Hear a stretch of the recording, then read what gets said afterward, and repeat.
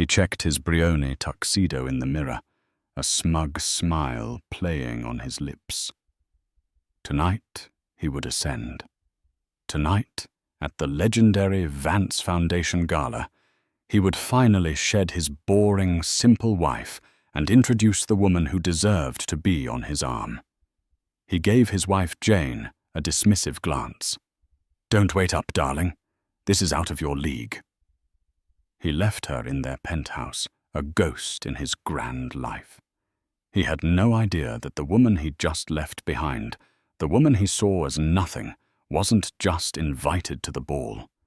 She was the one who owned it. Damian Stone was a man who believed he was sculpted from marble, while all others were mere clay. He was in his own mind a self-made titan of New York finance. At 34, he was a senior vice president at Blackwood Capital, a position he'd clawed his way to with what he called unrelenting genius. In reality, his career was a series of uncanny lucky breaks. Deals that should have collapsed suddenly firmed up. Hostile clients mysteriously softened. He attributed all of it to his own magnetic charisma. His greatest acquisition, as he sometimes thought of her, was his wife, Jane.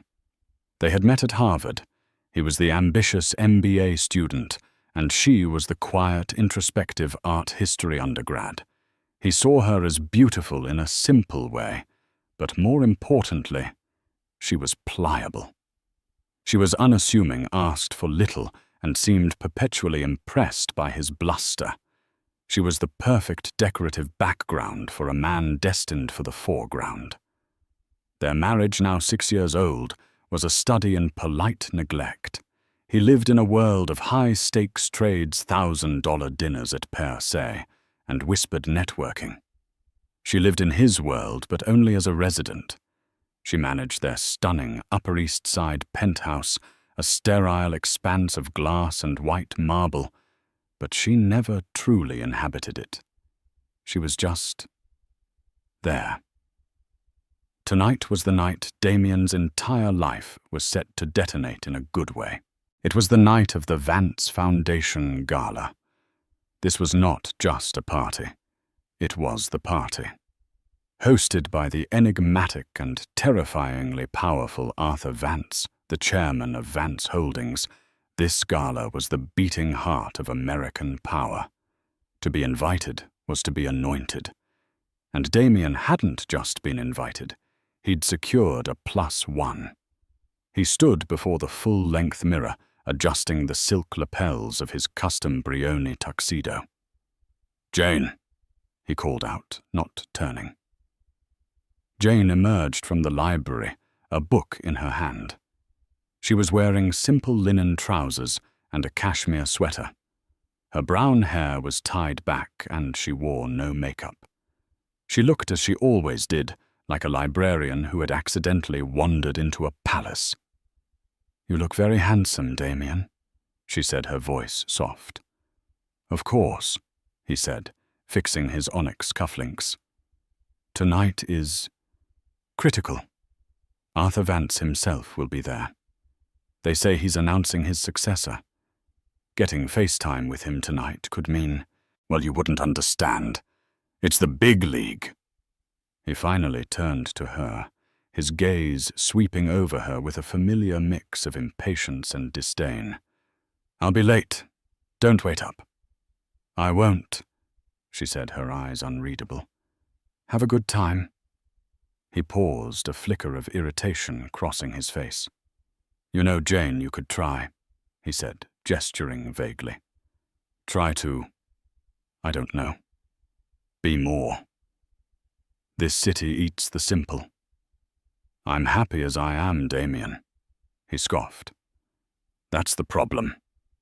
He pulled a black anodized aluminum credit card from his wallet, the kind with no limit and a heavy annual fee.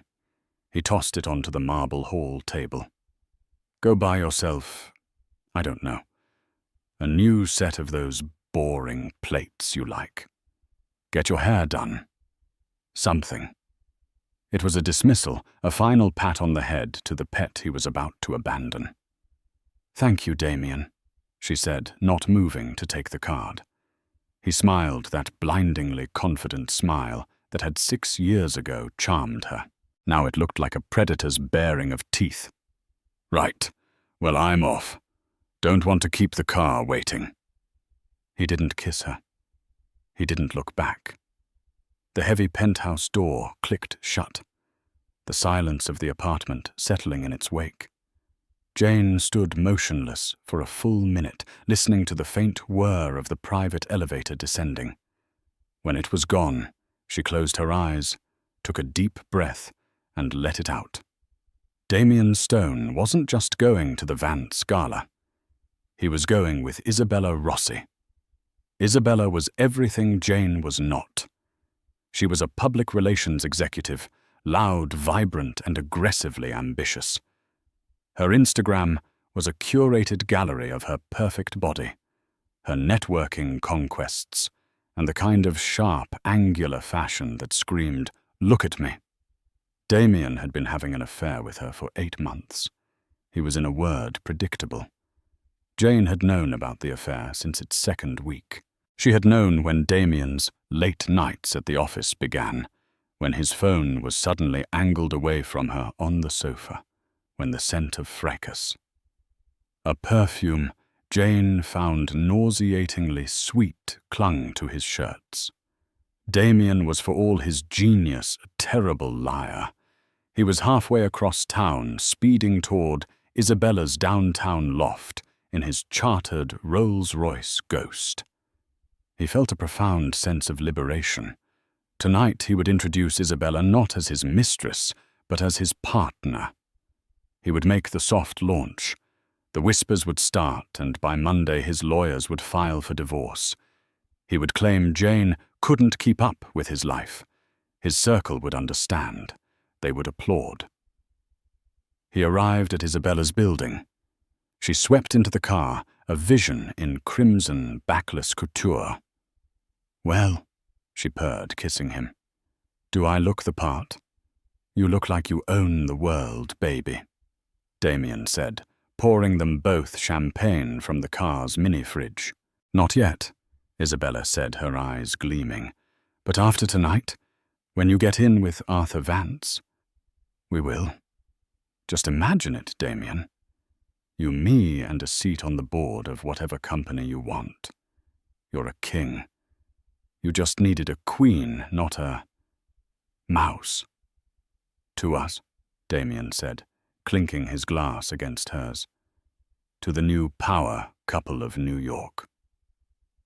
He was intoxicated with his own brilliance. He, Damian Stone, had orchestrated this. He had secured the invitation. He was bringing the perfect woman. He was about to meet the most powerful man in the country. He had shed his boring, simple wife. He was a master of the universe. He was in his own mind infallible.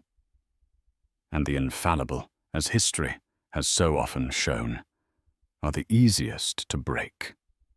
The moment the thud of the penthouse door echoed through the marble hall, Jane's posture changed. The simple wife, the librarian, the ghost vanished. The woman who stood in the hall was someone else entirely. Her shoulders straightened, her chin lifted. A cold, clear focus snapped into her eyes. She walked past the credit card Damian had thrown, not even glancing at it. She entered her private study, a room Damian never entered, finding it cluttered with old books. She sat at her 18th century French desk and picked up a secure, unlisted phone. She dialed a single number. "Marcus," she said. "Miss Jane," a gravelly professional voice replied. "He's mobile.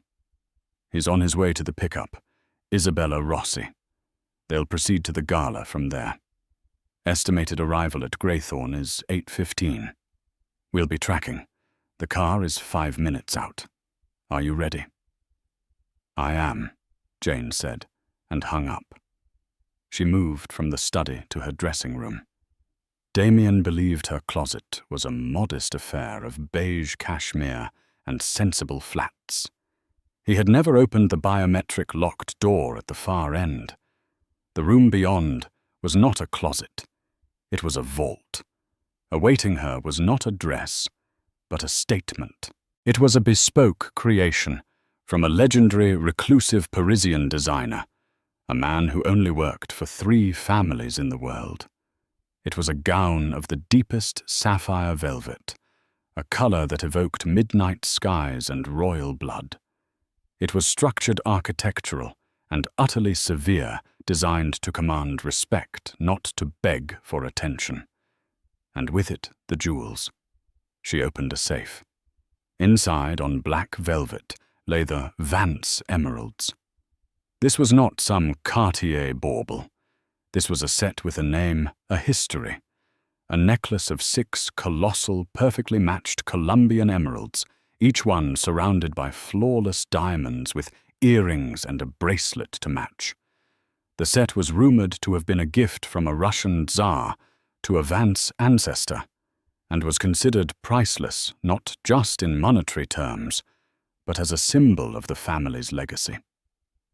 As Jane began to prepare, her mind drifted back, not in sorrow, but in analysis. She had loved Damian once. The man she met at Harvard was charming, driven, and full of life.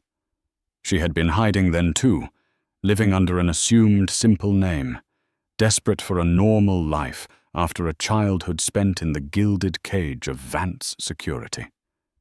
She had wanted to be loved for Jane, not for Vance, and Damian had loved her. But his love was thin, and his ambition was a cancer. It grew, and as it grew, it devoured the man she knew, replacing him with the arrogant, cruel stranger who had just left. Her father, Arthur Vance, had seen it from day one. "He doesn't see you, Jane." Arthur had told her over dinner at their private estate, Greythorne, a year into the marriage. "He sees a comfortable life. He sees a placid woman who will never challenge him. He's a weak man, trying to build a cage for himself out of what he thinks is strength. He'll grow, Father," she had insisted. "He just needs to feel secure." A man who needs to diminish his wife to feel secure is not a man, Jane. He is a parasite. The words had stung then. Now they were a cold, hard truth. The affair with Isabella was the final proof. It wasn't even a passionate, tragic affair. It was a networking affair. He was trading up like a man swapping a perfectly good car for a flashier model he thought would impress his friends. Jane's love had died, and in its place a cold, methodical duty had awakened. Damian Stone wasn't just her husband. He was a mistake, and the Vances did not tolerate mistakes. She had been the one to secure his invitation. She had been the one to allow his +1 flagging Isabella's name for security so she would be permitted to enter. She hadn't just known about his plan. She had approved its logistics. Tonight was not a confrontation. It was a corporate restructuring. Damian Stone was a bad asset, and he was about to be liquidated. A discreet chime sounded at her service entrance. Marcus.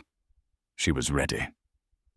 When Jane walked out of the penthouse, she was no longer Jane Stone. She was Jane Vance. Her hair was swept up in an intricate, regal chignon.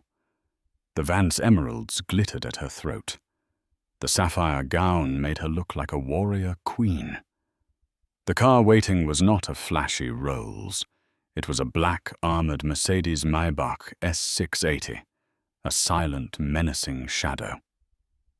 Marcus, her head of security, a man who had served in the SAS before heading her private detail, held the door. "Greythorne, Ms. Vance?" he asked.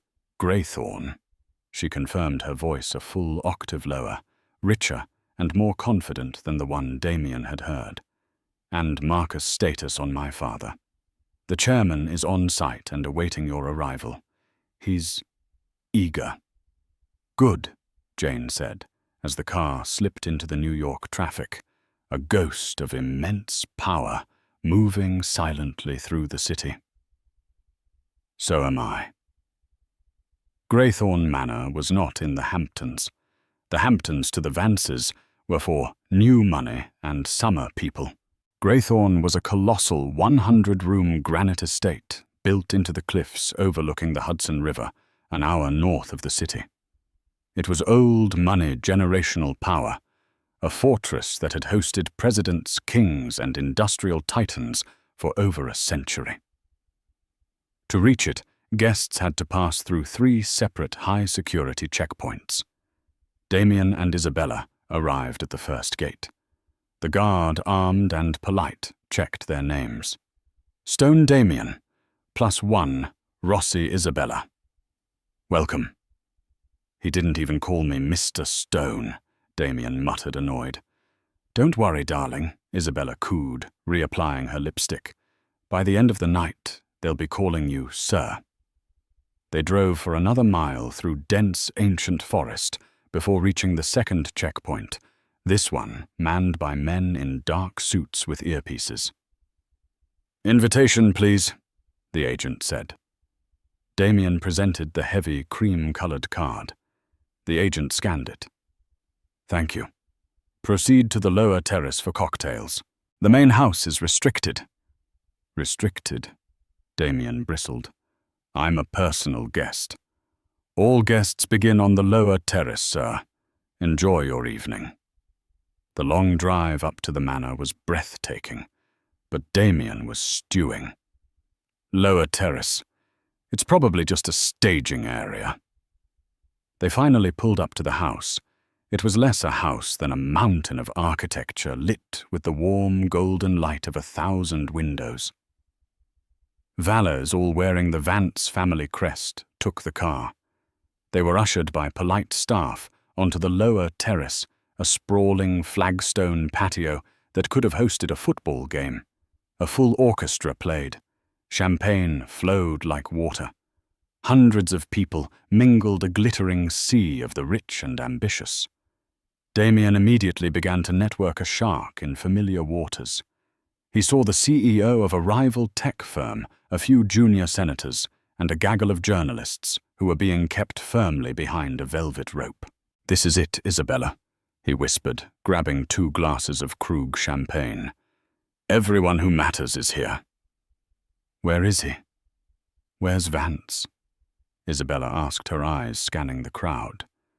He won't be out here, Damian said, spotting a face he knew. He'll be holding court inside. I just need to find a way in. Charles. Perfect. Charles Knight, a managing director from rival firm Carlyle Group, was standing by the fountain. He was everything Damian hated. Old money, effortlessly confident and openly disdainful of climbers like Damian. Stone. Charles said, his voice dripping with condescension. I'm astonished to see you here. I didn't think they let the children swim in the deep end. Damian forced a smile. Charles, always a pleasure. We all have to grow up sometime. Charles's gaze flickered to Isabella, raking over her crimson dress with a look of profound boredom. And you are... Damian felt a surge of defiance. This was it. This was the moment. He pulled Isabella to his side, his hand landing possessively on her bare back.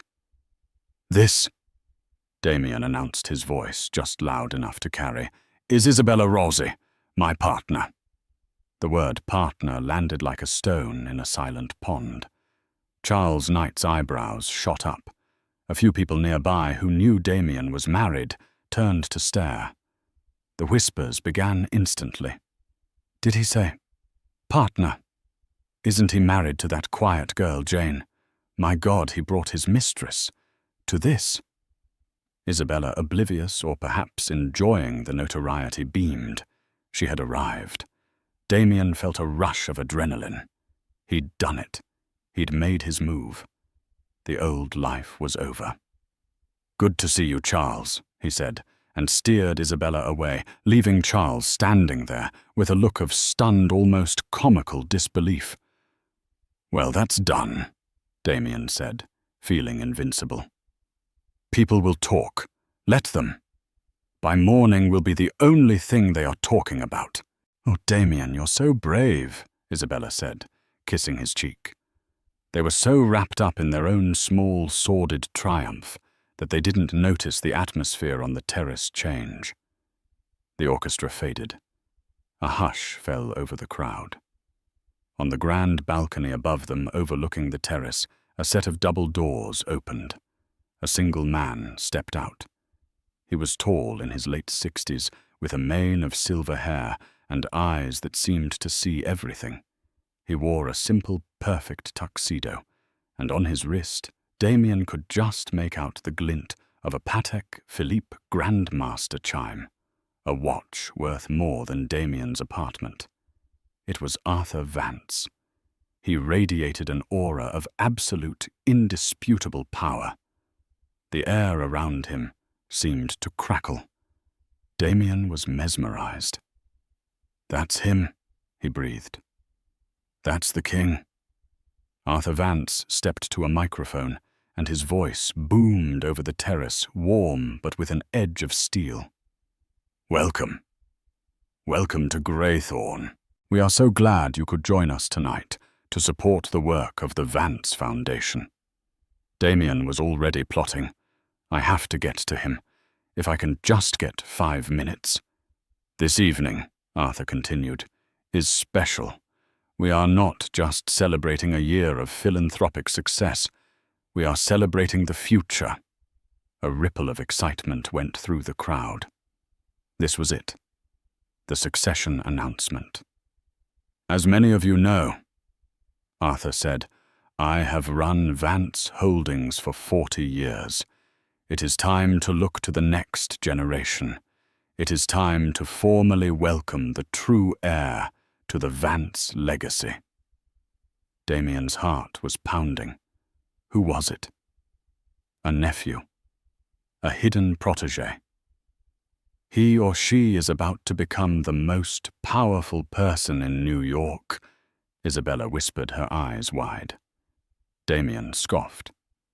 "Besides me, you mean?" Arthur Vance smiled a rare, genuine smile that lit up his face. "This heir is of course no stranger to me, but she has valued her privacy. Tonight that changes. Tonight I ask you to welcome my daughter as she prepares to take her seat on the board of Vance Holdings." The crowd exploded in murmurs. His daughter Vance had a daughter. She was a myth, a ghost. No one had photographed her in at least a decade.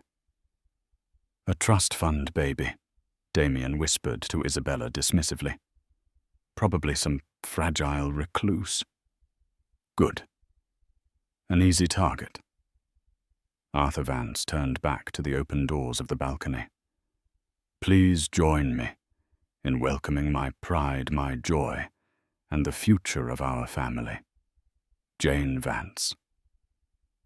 And from the shadows of the house, a woman stepped into the light. For a single agonizing second, Damian Stone's brain refused to process the image before him. It was like looking at a split screen. On one side was his wife Jane, plain simple, in beige cashmere, a ghost in her own home. On the other was the woman on the balcony, a queen draped in emeralds that glittered like poison, wearing a sapphire gown that seemed to drink the light. Her posture was iron, her gaze was glacial. And they were the same person. The glass of Krug slipped from Damian's fingers. It shattered on the flagstone, the sound impossibly loud in the stunned silence. "Damian," Isabella whispered, her hand tightening on his arm. Her voice was sharp, confused. "Damian, what's wrong? You look like you've seen a ghost." He couldn't speak. His blood had turned to ice water. He was vaguely aware of Charles Knight a few feet away, watching him, a slow, horrified, and then utterly delighted smile dawning on his face. On the balcony, Jane Vance stood beside her father. She didn't look at the crowd. She looked with terrifying precision directly at him. Across the expanse of the terrace, through hundreds of people, her eyes found his, and she smiled. It was not a smile of warmth. It was the smile of a hunter that has just watched its prey walk calmly into a steel-jawed trap. Who is that?" Isabella demanded, her voice rising. "She looks familiar." "Damian, who is that?" Damian's mouth was dry. He managed a single, choked word. "Jane." Isabella's perfectly manicured hand flew to her mouth. "What, that's not Jane. Your Jane is, she's at home." "Ladies and gentlemen," Arthur Vance's voice boomed, "my daughter, Jane." Polite then thunderous applause erupted. Jane descended the grand stone steps from the balcony to the lower terrace, her father at her side. The crowd parted for her, as if she were royalty. A senator Damian had been trying to meet for 6 months, practically bowed, taking her hand. "Jane, my dear, you look radiant. Absolutely radiant." "Senator," she replied, her voice the one he knew, but now infused with a resonant power he had never heard. "So good of you to come." The CEO of the tech firm he'd seen earlier, a man known for his brutal arrogance, inclined his head. "Miss Vance? A pleasure." "Mr. Chen," she said with a nod. "I trust your new semiconductor plant is progressing. We should discuss it." This wasn't a debut. It was a resumption. She wasn't being introduced to these people. She was greeting them. They all knew her. Damian's world was not just tilting. It was in a full, catastrophic terminal spin. Every lucky break, every genius trade, every impossible door that had miraculously opened for him. It wasn't him. It was her. She had been pulling the strings of his entire life, and he had been dancing a deluded marionette. His promotion, his bonuses, the apartment, the invitation to this very party. It was all her, and he had just very publicly introduced his mistress. "Oh my God," Isabella whispered, her face the color of ash. She was finally truly understanding. "Oh no. No, no, no. Damian, you idiot. You idiot. You told me she was a nobody." I thought she was," he stammered, his mind a blank white noise of panic. "You didn't know your own wife was Jane Vance, the daughter of Arthur God Almighty Vance." Isabella was backing away from him now as if he were diseased. "I have to go. I wasn't here. You and I, we're nothing. I never met you." "Isabella, wait!" Damian hissed, grabbing her arm. "Get off me!" she shrieked, pulling away. And just like that, Jane was in front of them. She had glided through the crowd, her father and 2 grim-looking security men, one of whom Damian now recognized as Marcus, their doorman, flanking her. The small localized drama had drawn a circle of silence around them. Everyone was watching. Jane looked at Damian. Her face was a mask of cold, polite inquiry. The Vance emeralds at her throat seemed to pulse. "Damian," she said, her voice terrifyingly calm. "I see you made it." He opened his mouth. No sound came out. He was paralyzed. His arrogance, his confidence, his entire sense of self had been amputated in a single, clean stroke. "And you must be Isabella," Jane continued, turning her gaze to the trembling woman. Isabella looked like she was about to be sick. "The partner. It's a bold dress. Thank you for coming." The politeness was more brutal than any scream. Damian finally found his voice, a desperate, pathetic croak. "Jane, darling, this is a misunderstanding. A joke. This is a joke, right?"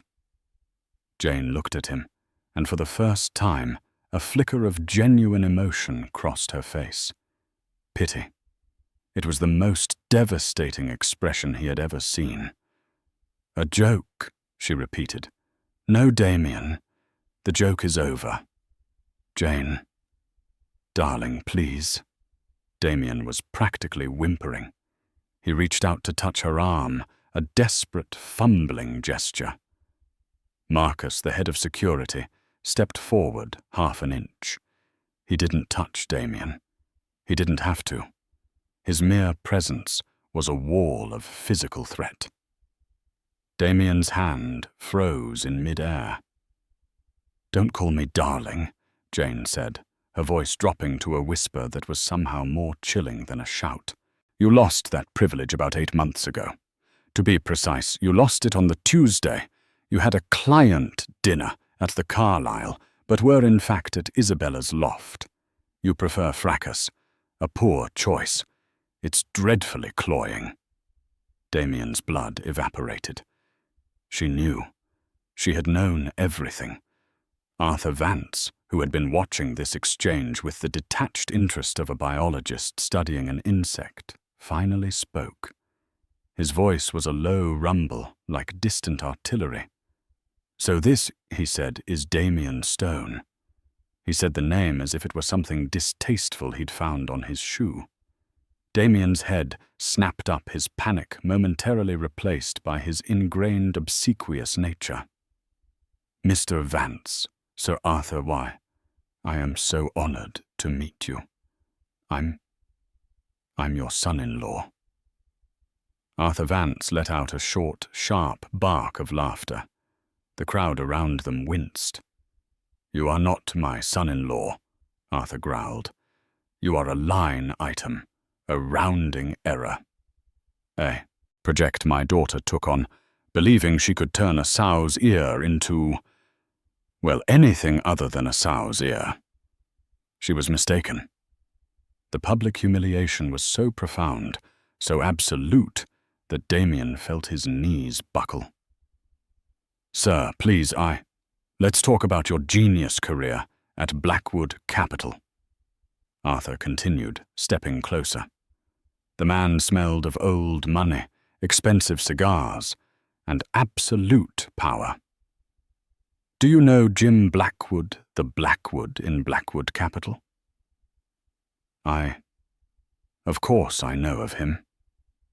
"He was my roommate at Yale," Arthur said, flicking a piece of lint from his lapel. "When my daughter asked me to help her new husband, I called Jim. I told him to hire you. You weren't the best candidate.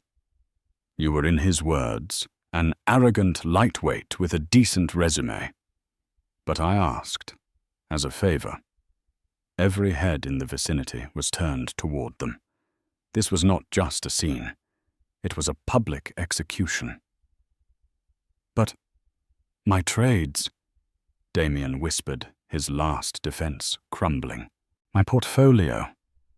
I'm up 30% year over year." "Your trades," Jane said, taking over. Her voice was sharp, a surgeon's scalpel.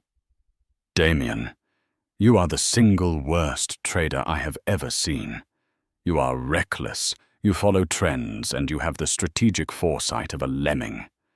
She motioned to a man standing behind her father, a thin man with a tablet. "This is Mr. Lee, our family's chief portfolio manager. Perhaps you'd like to explain, Mr. Lee." Mr. Lee stepped forward, his face devoid of emotion. "Mr. Stone, for 6 years, Vance Holdings has been monitoring your trade activity. On 47 separate occasions, your positions were on the verge of catastrophic failure. On 47 occasions, we took opposing positions, absorbing your losses and artificially inflating your successes to maintain your image. Jane finished the thought.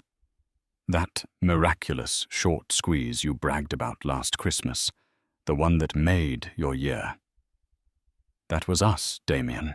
We spent $200 million in 3 hours to save you from being fired and likely investigated by the SEC. Damian was no longer just pale. He was a greenish white. He was going to be sick. He had nothing. He was a hollow man. His entire life, his career, his sense of self, it was all a lie. A construct built and maintained by the woman he had dismissed as a simpleton. You were a charity project, Damian, Jane said, her voice flat. My last failed charity project, and my tolerance for your expenses has run out. She looked past him at Isabella, who was frozen in horror. Ms. Rossi, you attached yourself to the wrong man. You thought he was a king, but he's not even a pawn. He's the gum on the king's boot. Isabella burst into tears, a high-pitched, ugly wail. I didn't know, I swear, I didn't know. He told me he loved me. He told me his wife was a nobody. I am a nobody, Jane agreed, a terrifying calm settling on her face. I am nobody you will ever speak to or of again. You will leave this property. You will leave this city. If I hear your name, if I see your face on social media, if you so much as text a gossip columnist, I will personally ensure that the only public relations you ever manage again is for a regional budget motel chain in Ohio. Am I clear? Isabella nodded frantically, tears and mascara streaming down her face. Yes, I'm sorry. I'm sorry. She turned and fled. Pushing through the stunned crowd, her crimson dress a flag of her utter defeat. And then Damian was alone. He stood in a circle of silence, surrounded by the most powerful people in the world, exposed as a fraud, a fool and an adulterer. He looked at Jane, his eyes wild with a final desperate plea. Jane, please, 6 years, our life, it meant something, didn't it? Did the man you met at Harvard, I'm still him. I can be him. We can fix this. Jane looked at him for a long, cold moment. The man I met at Harvard is dead, she said.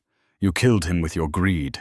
As for our life, it meant that my father was right, and I was wrong. That is a mistake I will only make once.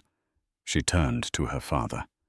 Father, I believe the trash needs to be taken out. Marcus, Arthur Vance said with a simple nod. Sir. Marcus and the other security guard stepped forward. They each took one of Damian's arms in a grip of pure, unyielding steel. No! Damian suddenly shrieked, his composure shattering completely. You can't do this. Get your hands off me. I'm Damian Stone. I'm her husband. You're trespassing, Marcus said, his voice bored.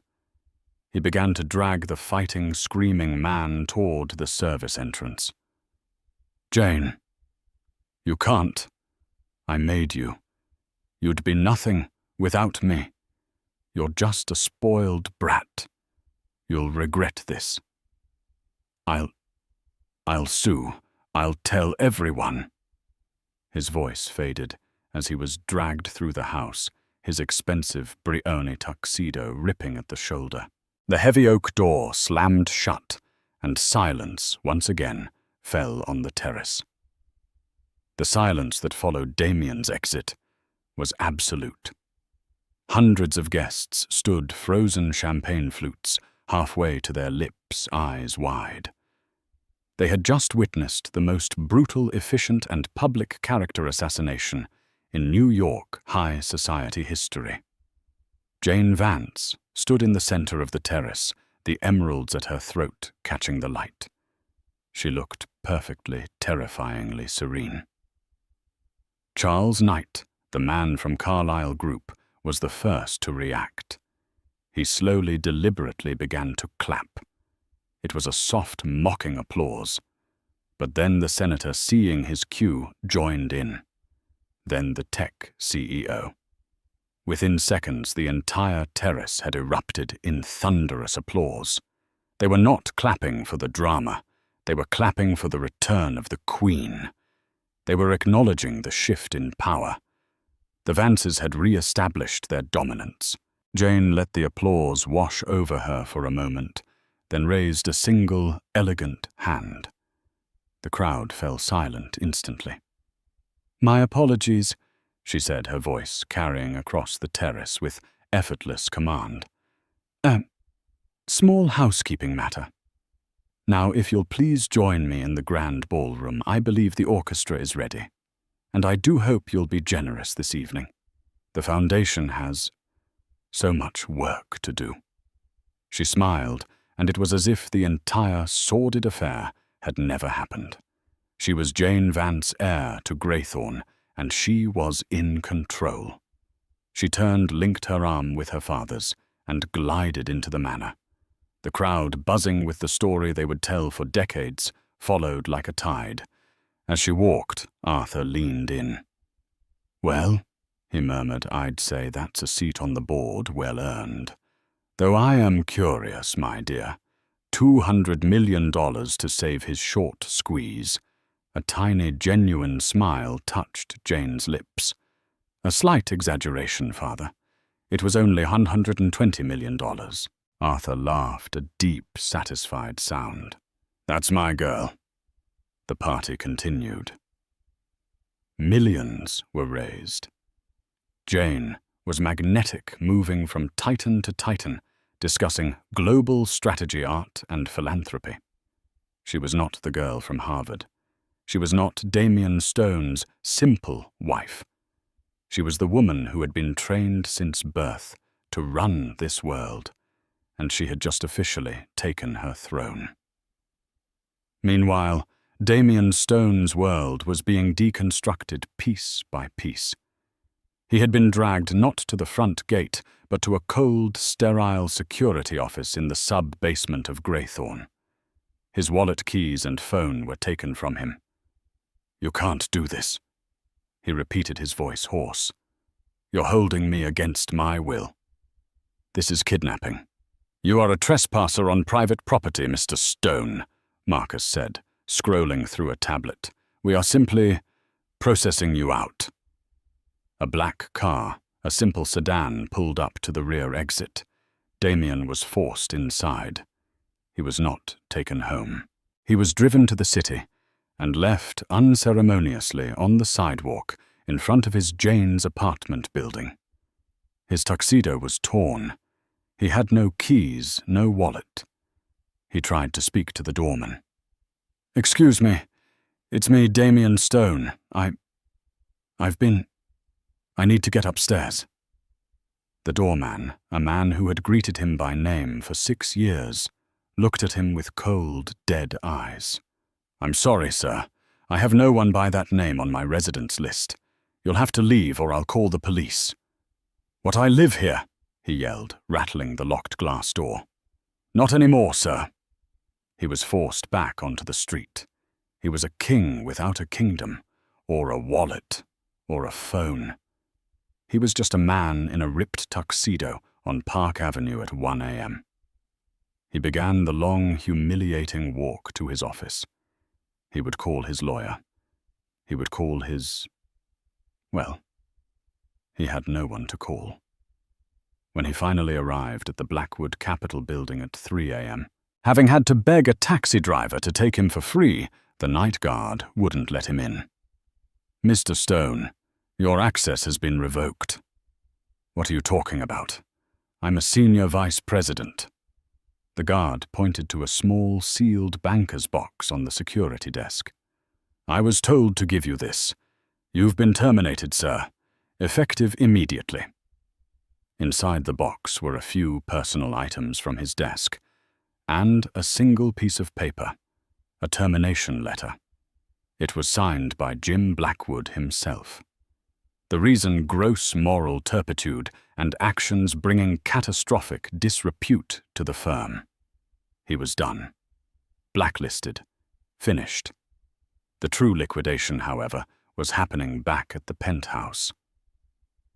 When Jane returned from the gala at 4 a.m., the apartment was not empty. It was filled with a team of women in white gloves. They were not movers, they were purifiers. Every item Damian Stone had ever purchased, every suit, every shoe, every cufflink, every file, every toothbrush was being oxed and labelled. "What's the status?" Jane asked, sipping a glass of water.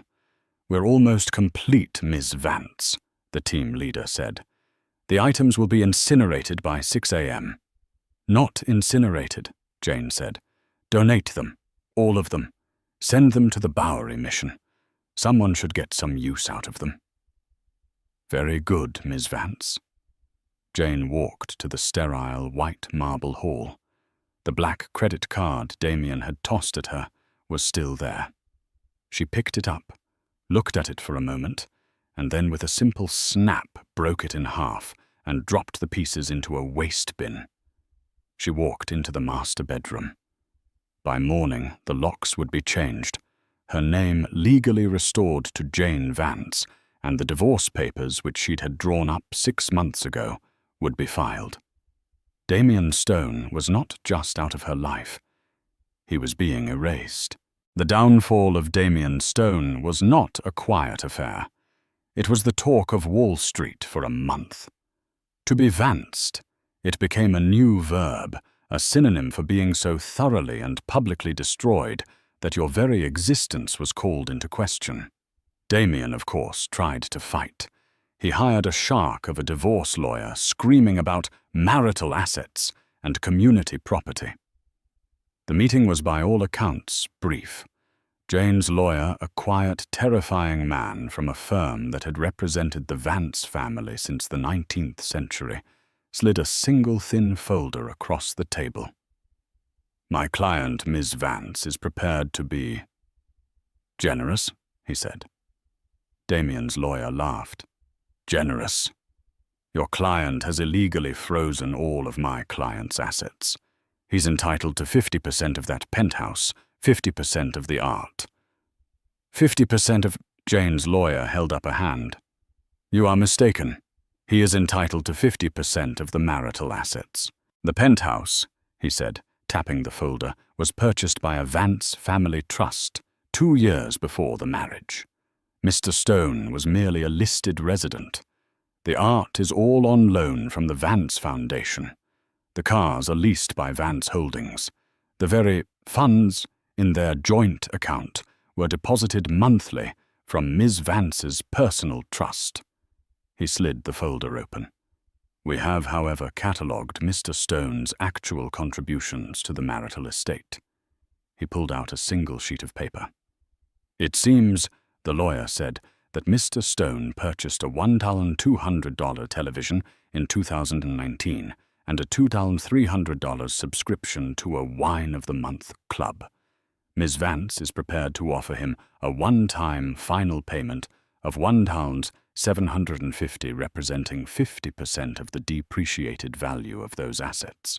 In exchange, he will sign this."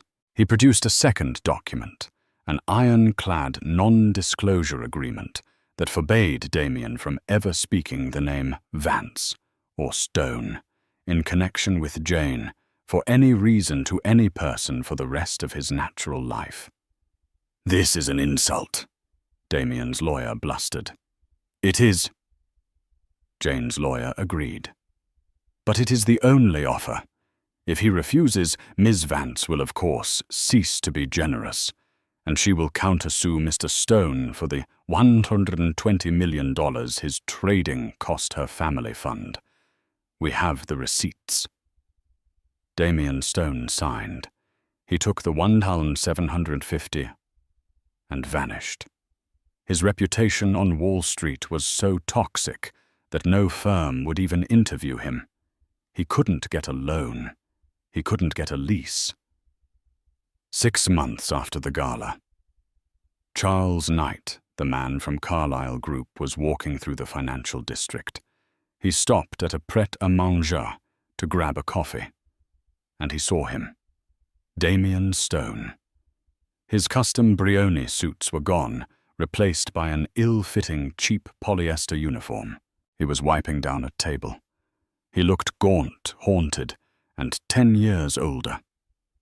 Charles just stared, his coffee forgotten. Damian looked up. Their eyes met. Damian saw the flash of recognition, the pity, the disgust. He immediately dropped his cleaning rag, turned, and fled into the employees-only back room, a ghost of a man. Isabella Rossi's fate was no better. True to Jane's word, her name became poison. She was fired from her PR firm. Her social media went dark. She was last seen by a society blogger, boarding a bus at Port Authority, her designer luggage replaced by a simple duffel bag. She was, as promised, going back to Ohio. Jane Vance, however, was just beginning. She had taken her seat on the board of Vance Holdings, but she was no one's trust fund baby. She was, as her father had always known, a shark. She was more ruthless, more brilliant, and more driven than he had ever been. She began a systematic restructuring of the entire company. She cut redundancy. She fired legacy executives who had been coasting on their family names. She pivoted the company's $200 billion portfolio toward emerging tech and renewable energy, outmaneuvering competitors like Blackstone and Carlyle. She was within a year the most powerful and respected new voice in American finance. She was also the most feared. She was Jane Vance, and no one ever again would make the mistake of calling her simple. 2 years after the gala, Jane Vance stood in the main boardroom of Vance Tower, a 90-story monument of steel and glass in Midtown Manhattan. She was now officially co-chair of Vance. Holdings Halls.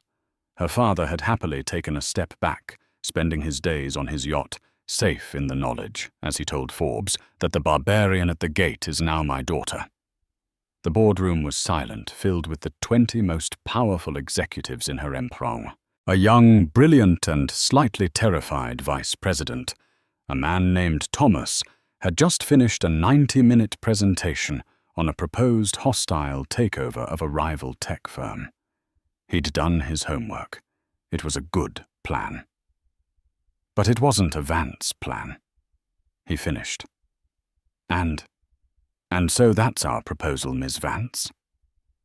Jane, at the head of the long obsidian table, was perfectly still.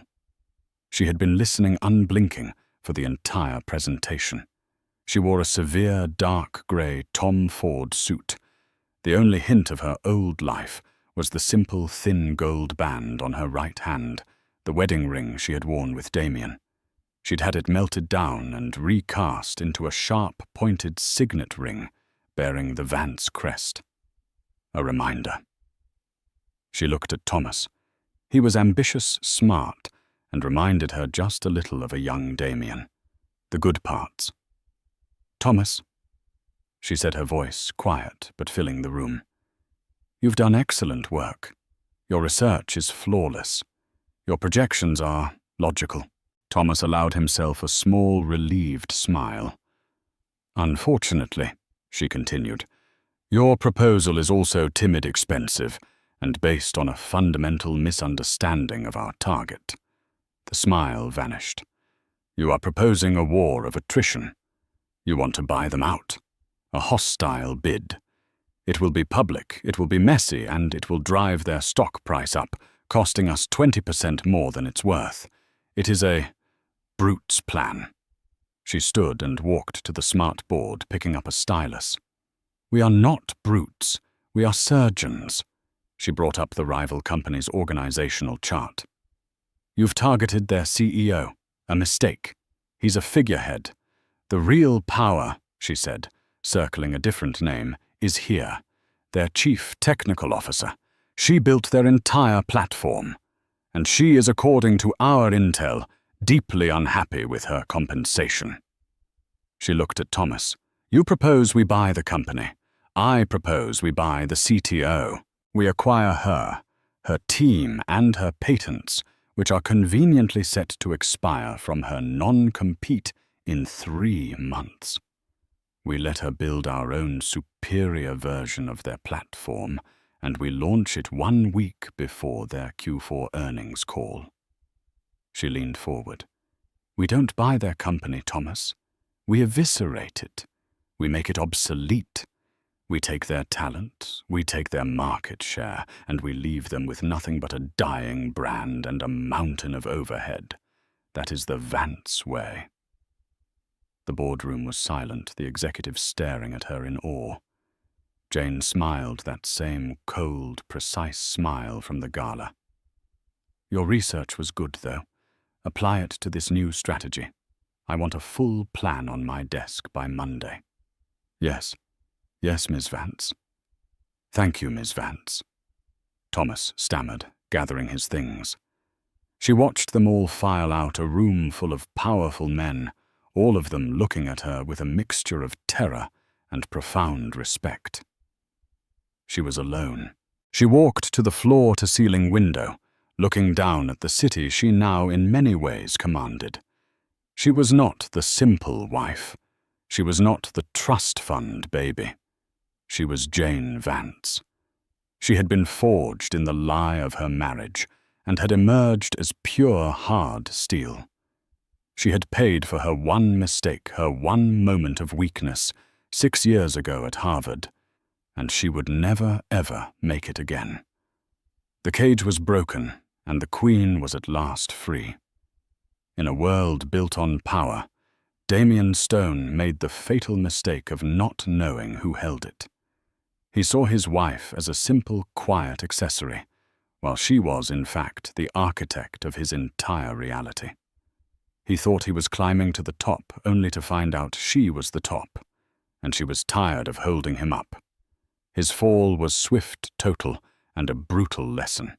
The person you underestimate the most is often the one holding all the cards. What did you think of Jane's ultimate cold-blooded revenge? Was it pure justice or a chilling display of power? Let us know your thoughts in the comments below. If you love stories where the tables are turned and the truth comes out in the most dramatic way possible, make sure to like this video and share it with a friend who loves a good twist. And don't forget to subscribe and hit that notification bell so you never miss another story of real-life drama and shocking revelations.